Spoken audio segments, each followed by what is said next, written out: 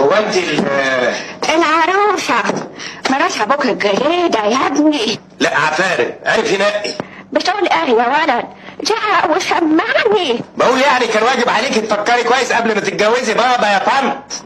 يا ولد زعق وسمعني، انا سمعي تقيل. وطرشه كمان يا وليه يا كركوبه يا اثريه، ربنا ياخدك. جمعا يا ابني ان شاء الله.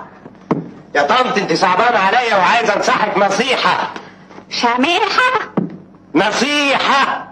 صفيحة؟ نصيحه. نصيحة ايه يا ابني؟ يعني انت تهربي من هنا قبل ما بابا يسمك. يسمني؟ هو ابوك يا واد متجوزني عشان يسمني يا واد؟